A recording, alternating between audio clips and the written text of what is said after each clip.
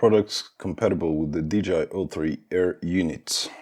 The DJI O3 Air Unit has just been released, an opportunity for us to take stock of compatible products. As a reminder, it is a digital HD VTX video transmitter operating under the O3 Plus protocol, but also a radio receiver, RX. DJI Goggles 2.